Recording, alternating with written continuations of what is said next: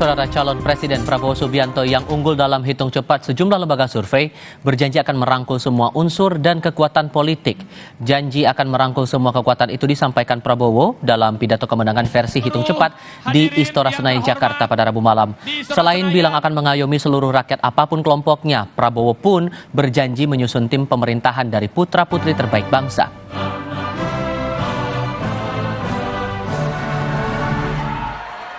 Kemenangan ini harus menjadi kemenangan untuk seluruh rakyat Indonesia.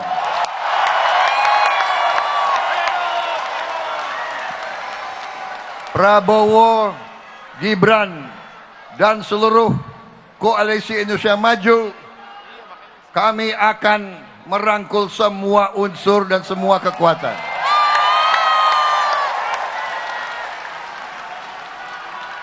Kami akan menjadi presiden, wakil presiden, dan pemerintah untuk seluruh rakyat Indonesia. Sekjen PDI Perjuangan Hasto Kristianto menyebut pidato kemenangan Prabowo Gibran yang menjanjikan akan merangkul semua kekuatan terlalu dini karena belum ada hasil perhitungan resmi dari KPU. Saat ditanya apakah akan beroposisi dalam forum Satu Meja Kompas TV, Hasto mengungkit sikap PDI Perjuangan menjadi oposisi selama 10 tahun pada masa Presiden SBY yang banyak diapresiasi. Nah, sehingga ketika ada pihak-pihak yang kemudian menyampaikan pidato kemenangan, menyampaikan berbagai janji-janji manis, tentu saja itu terlalu dini. Karena tahapan kita sekarang belum ke sana. Apakah kemudian PDI Perjuangan akan mengambil posisi politik yang clear, berada di luar kekuasaan, menjadi oposisi, atau seperti apa? Ya, dari periode kedua Pak Jokowi ketika kekuasaan terlalu terpusat, itu kan muncul suatu kemampuan untuk melakukan manipulasi. Sehingga kekuasaan dan kritik dalam konteks policy, dalam konteks implementasinya, memang memerlukan suatu check and balances. Ketika PDI Perjuangan berada di luar pemerintahan tahun 2004-2009, kami banyak diapresiasi karena kontribusi terhadap peningkatan kualitas demokrasi itu sendiri. Bahkan satu dikatakan berada di luar pemerintahan itu merupakan suatu tugas yang patriotik. Bagi apa? Pembelaan terhadap kepentingan rakyat itu sendiri. Dalam pidato kemenangan versi hitung cepat 14 Februari lalu, Prabowo Subianto berjanji akan merangkul semua unsur dan kekuatan politik. Sementara Sekjen PDI Perjuangan Hasto Kristianto justru mengungkit pengalaman partai pernah 10 tahun jadi oposisi. Apakah Megawati Soekarno Putri mau menerima rangkulan Prabowo Subianto yang maju Pilpres menggandeng Gibran Rakabuming Raka yang disokong Presiden Jokowi? Ataukah Megawati akan membawa PDI Perjuangan menjadi partai oposisi di era pemerintahan mendatang? Kami diskusikan bersama dengan para narasumber. Sudah bergabung saat ini Ketua DPP Partai Gerindra Wihadi Wianto. Kemudian kami juga menantikan kehadiran dari politisi PDI Perjuangan Ciko Hakim, dan sudah bergabung pula saat ini pengamat politik Adi Prayitno. Selamat sore Bapak-bapak sekalian, apa kabar? Sore. Terima kasih semuanya sudah mau bergabung bersama kami. Mas Wihadi, ini kan ajakan buat merangkul semua kekuatan politik. Kita paham juga posisi dari koalisi usungan Prabowo Gibran ini sudah sangat besar. Kenapa masih mau dirangkul lagi itu? Emang mau untuk apa lagi sebetulnya? Ya, kita sudah mendengar apa yang disampaikan oleh Pak Prabowo dalam pidato untuk menyambut kemenangan versi quick count. Namun memang kita tetap masih menunggu hasil daripada KPU, hasil resmi. Namun biasanya tidak jauh. Nah, memang Pak Prabowo ini dari awal sudah mempunyai prinsip bahwa 1 kawan itu terlalu banyak, 1000 kawan terlalu sedikit. Nah, inilah, apalagi ini untuk kepentingan pembangunan negara, untuk kesejahteraan masyarakat, untuk yang namanya rakyat juga, rakyat Indonesia ini, kemajuan rakyat Indonesia. Jadi saya kira ini adalah momen di mana Pak Prabowo mengajak semua anak bangsa terbaik untuk membangun negeri ini. Bagaimanapun juga konsentrasi masalah pemimpin tertinggi negara ini, presiden ini sudah selesai. Nah, mari kita sama-sama membangun negeri ini. Nah, inilah prinsip Pak Prabowo yang memang selalu ada dan dari awal memang menjadi prinsip Pak Prabowo untuk bagaimana menjadi satu negara ini. Dan satu hal lagi, bahwa ternyata apa yang dilakukan prinsip rekonsiliasi yang telah dilakukan 2019 memang itu adalah memberikan dampak pembangunan yang cukup signifikan. Dan ini adalah merupakan sesuatu legacy di mana kita melakukan rekonsiliasi setelah pemilu untuk kemudian sama-sama membangun negara ini, dan kita akan nanti kemungkinan 5 tahun lagi kita akan konsolidasi lagi. Jadi ini adalah suatu hal yang memang bagaimana negara ini mempunyai keberlanjutan dan program-programnya dan segala macam. Apakah ajakan ini kemudian merefleksikan hasil sementara dari versi hitung cepat? Di Pileg ini PDI Perjuangan unggul begitu, biar nggak sulit ke depannya kalau dalam pemerintahan berikutnya di Pak Prabowo Gibran begitu? Enggak, saya kira itu memang sesuatu hal yang dari awal Pak Prabowo, ya kan, dari awal sebelum ada hasil pemilu ini pun Pak Prabowo selalu mengatakan, mengajak seluruh anak bangsa untuk membangun negeri ini setelah pemilu. Siapapun presidennya nanti, kita harus bersama-sama untuk membangun negeri. Ini kan selalu disampaikan dalam pidato-pidato Pak Prabowo pada saat kampanye-kampanye. Jadi saya kira ini adalah merupakan satu prinsip Pak Prabowo, kecintaan Pak Prabowo terhadap negara ini, terhadap bangsa ini, untuk bisa maju dan membangun bersama-sama. Oke, sudah bergabung saat ini politisi PDI Perjuangan Chiko Hakim. Bung Chiko, sudah mendengar suara saya ya?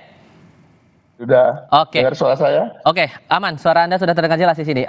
Di satu sisi Pak Hasto bilang janji rangkulan dari Pak Prabowo ini terlalu dini. Tapi di sisi lain Pak Rudi sempat bilang bahwa grassroots ini sudah minta posisi PDIP oposisi sajalah. Apakah kemudian Bu Mega sudah menunjukkan arahan begitu untuk posisi partai berikutnya? Pertama-tama pemilu ini belum selesai. Itu yang paling utama. Pertama-tama pemilu ini masih kita menunggu hasil penghitungan suara yang resmi, yang total jenderal dari semua suara baik pileg maupun pilpres di penghitungan KPU gitu ya. Saya juga sebagai caleg dan juga Pak Wihadi juga hari ini adalah memelototi angka-angka gitu. Nah, artinya pemilu ini masih jauh lah dari selesai, masih ada hal-hal yang bisa terjadi, ada juga mungkin protes-protes, ada juga pelanggaran yang dilaporkan ke Bawaslu, dan kemudian mungkin ada sengketa di MK, dan ini perjalanan ini masih cukup panjang. Jadi ini terlalu dini untuk dibicarakan. Tetapi pada prinsipnya untuk PDI Perjuangan sendiri untuk menjadi oposisi atau menjadi bagian dari kekuasaan di pemerintahan manapun, di periode manapun, itu tidak pernah menjadi masalah bagi kami. Nah, kita juga mempunyai pengalaman yang panjang menjadi oposisi, dan itu juga terhormat. Itu adalah juga sikap patriotik, adalah sikap yang sama-sama ingin membangun bangsa. Karena kalau kita mau menciptakan kehidupan demokrasi yang sehat, tidak boleh hanya ada satu kekuasaan yang memegang kekuasaan absolut di pemerintahan dan juga kekuasaan absolut di parlemen. Nah, ini adalah basic rules atau rumus basic dari sebuah demokrasi yang sehat, saya rasa. Dan di seluruh dunia ini kita pahami. Kecuali kita bicara soal demokrasi di negara-negara yang mengatakan demokrasi padahal bukan. Kita berikan contoh aja, mungkin yang terdekat dari negara kita adalah Singapura misalnya. Singapura kan agak-agak gimana gitu. Mereka menganut sistem demokrasi tetapi tidak ada fungsi kontrol yang serius dari parlemen. Tapi kalau kemudian ada desakan grassroots dari PDIP untuk jadi oposisi ini, apakah akan dipertimbangkan juga? Ini terlalu dini untuk dibicarakan. Tetapi justru pada hari-hari ini yang lebih kuat adalah desakan-desakan agar kami menjadi oposisi. Apabila betul bukan kami yang memenangkan pilpres, dan ini ya itu yang tadi saya katakan, karena kita masih menunggu hasil, masih menunggu apakah ada permasalahan dari hasil-hasil tersebut. Prinsipnya desakan-desakan dari bawah, baik juga mayoritas pemikiran dari kader-kader di PDI Perjuangan adalah bila memang bukan kita pemenangnya, ya kita siap untuk beroposisi. Kalau menurut Anda, Mas Adi, melihat pergerakan atau dinamika yang berlaku sekarang, ini posisi PDIP akan berpeluang kemana? Akan stay di oposisi melihat datanya sekarang? Kalau melihat korespondensi historisnya, PDIP itu kalau kalah pemilu, pilpres khususnya, dia jadi oposisi. Penegasan itu kan seakan-akan mempertebal apa yang disampaikan oleh Pak Hasto ya beberapa hari yang lalu, bahwa PDIP itu siap jadi oposisi andai mereka itu pilpresnya kalah. Jadi kalau kita melihat DNA dan madhab politik PDIP sejak awal, memang kalau sudah kalah tanding dalam pilpres, kecenderungan di luar kekuasaan itu adalah opsi yang paling banyak dipilih ya, baik secara elit ataupun basis-basis konstituen mereka. Tapi kan persoalan koalisi itu persoalan elit kalau mau jujur. Jadi pemilih itu dalam banyak hal tidak terlampau dilibatkan. Contoh misalnya, kita ingat persis waktu awal-awal Prabowo Subianto berkoalisi dengan Jokowi. Kalau ditanya kepada pemilih Jokowi dan Prabowo, itu semuanya menolak. Karena bagi mereka ya kalau kalah di luar, kalau menang ya berkuasa. Melanjutkan apa yang sudah didapatkan dalam pertarungan Pilpres. Tapi setelah Jokowi dan Prabowo ini berkoalisi, pendukungnya secara perlahan mengikuti sikap politik mereka yang juga melakukan rekonsiliasi politik secara nasional. Oleh karena itu, apakah PDIP akan diajak berkoalisi oleh Gerindra? Apakah Gerindra menaruhkan diri misalnya untuk menjadikan PDIP sebagai bagian? Itu tentu keputusan elit. Siapa elit? Ya adalah ketua umum partai. Hanya di situ Mas paling mungkin bisa disampaikan. Nah yang kedua, kalau melihat kecenderungan rata-rata, kubunya Bang Buya Hadi ini memang kemungkinan akan merangkul partai politik lain. Salah satunya mungkin PDIP. Karena kekuatan politik di parlemen, kalau kita mengacu pada dukungan politik per hari ini, itu hanya sebatas 45%. Tentu itu tidak kondusif ya untuk mengamankan kepentingan politik pemerintah di parlemen. Saya ingat persis ketika Jokowi jadi presiden 2014, di mana dukungan parlemennya lemah saat itu, Pak Jokowi hampir setahun penuh, setahun lamanya, mendapatkan resistensi dan penolakan dari kelompok-kelompok oposisi yang saat itu cukup solid, masih berada di bawah Pak Prabowo Subianto. Oleh karena itu, kebutuhan untuk memperkuat dan soliditas di Senayan inilah yang sepertinya akan membuat siapapun nantinya yang akan dirangkul oleh Pak Prabowo Subianto tentu sebagai upaya dari rekonsiliasi yang memperkuat kekuatan politik di parlemen. Ditambah lagi tadi ada keterangan dari Pak Muzani bahwa sudah ada komunikasi awal, sudah ada penjajakan awal yang dilakukan nih untuk ajakan rangkulan itu Mas Wihadi. Kira-kira sinyalemen yang sudah akan mendekati itu dari partai mana, terutama dari kubu pasangan Anies Mohaimin. Tapi jawabnya nanti ya Mas Hadi. Nanti kita akan lanjutkan diskusi ini usai jeda berikut.